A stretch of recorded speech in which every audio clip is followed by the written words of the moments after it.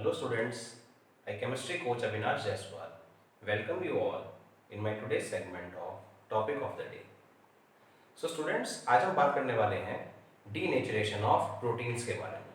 बहुत ही important topic है, competitive exams के बेसिस पे भी और 12th क्लास के सिलेबस में भी है ये टॉपिक। सो स्टूडेंट्स, इससे पहले कि हम डीनेचरेशन ऑफ प्रोटीन पढ़ें, थोड़ा सा आइडिया लेते हैं कि प्रोटीन्स क्या होते हैं। तो प्रोटीन वर्ड जो है बेटा वो प्रोटीनोज से आया है और इसका मतलब होता है प्राइम इंपॉर्टेंस। तो प्रोटीन ऐसे सब्सटेंस है बेटा जो हमारी बॉडी के लिए बहुत जरूरी हैं।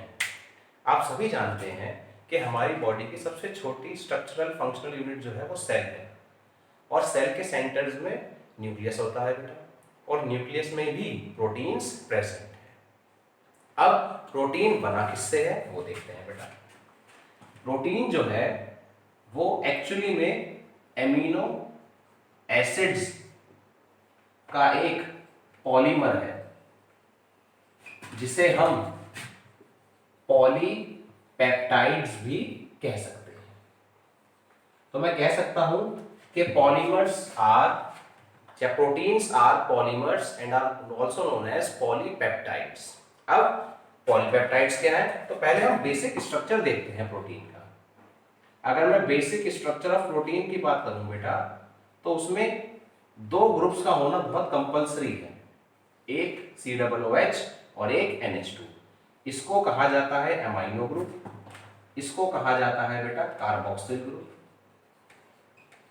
और यहीं से बना, ये एक्चुअली में कार्बोक्सिलिक एसिड्स होते हैं और यहीं से बना बेटा आपका क्या, एमाइनो एसिड।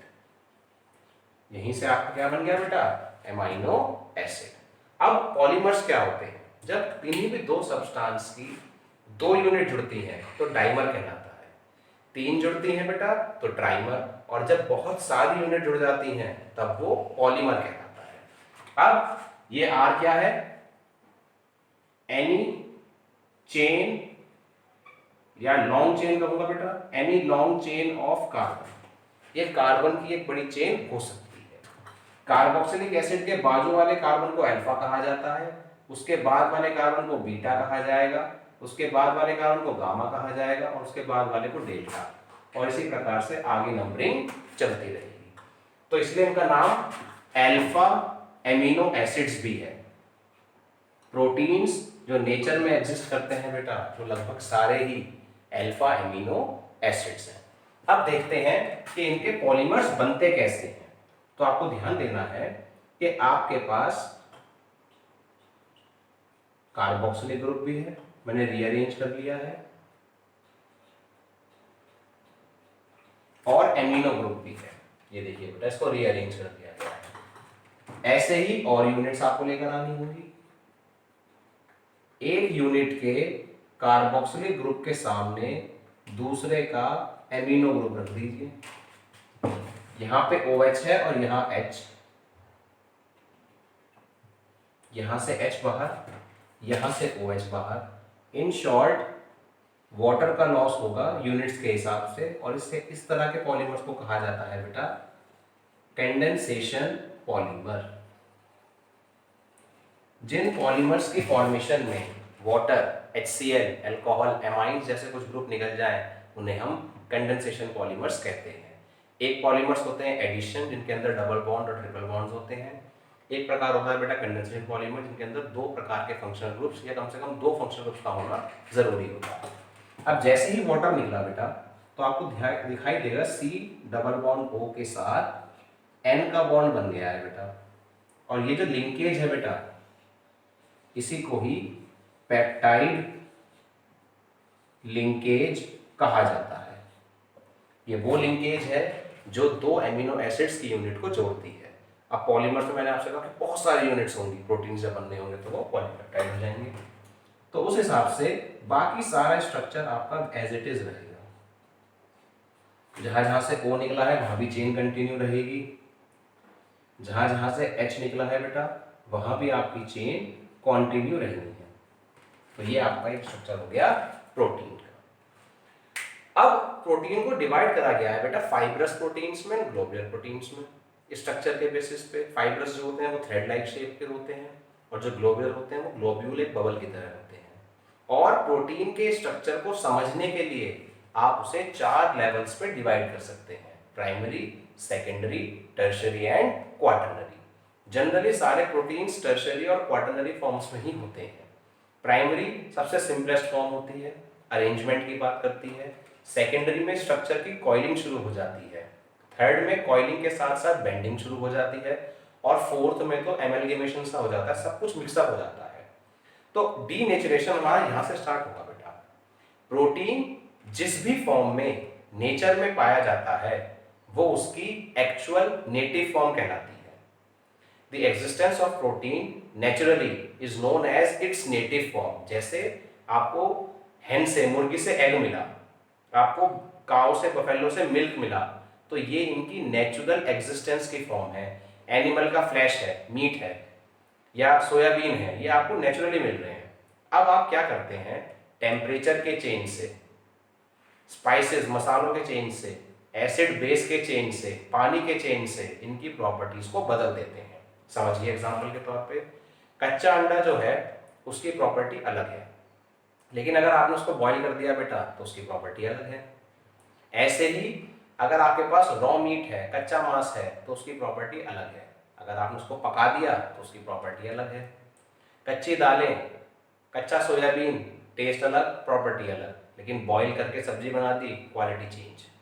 ऐसे ही मिल्क का टेस्ट अलग, कंपोजिशन अलग, प्रॉपर्टी अलग, लेकिन जैसे ही उसको कर्ड में कन्वर्ट कर दिया तो उसमें पूरा चेंज आ जाता है। तो बेटा ये सब क्या हो रहा है, ये हो रहा है denaturation.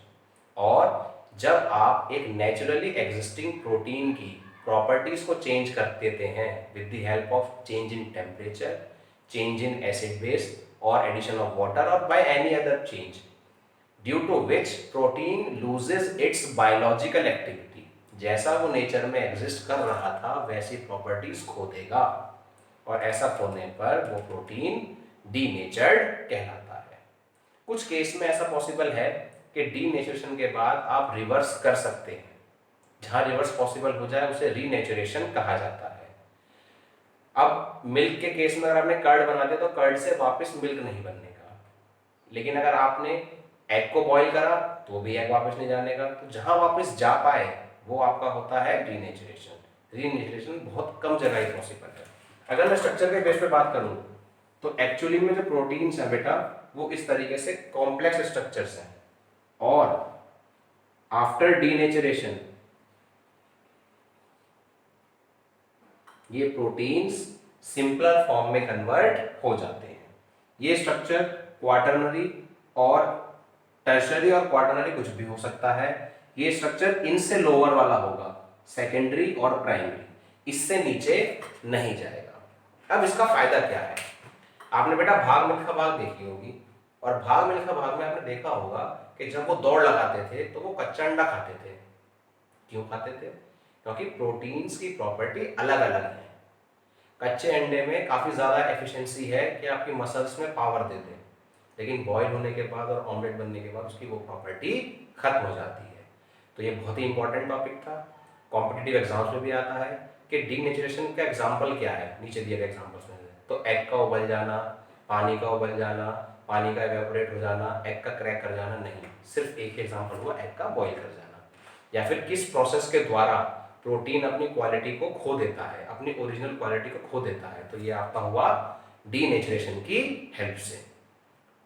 So students, please share this topic, these lectures.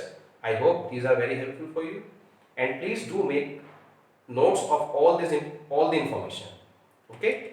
I hope you are doing good, और आशा करता हूँ कि आप आगे मेहनत करते रहेंगे, इसी प्रकार से पढ़ते रहेंगे। प्लीज़ वो शेयर कीजिए, सब्सक्राइब कीजिए, और हम पूरा प्रयास करेंगे आपके साथ और आगे आपको और यूजफुल कंटेंट देने का। Thank you.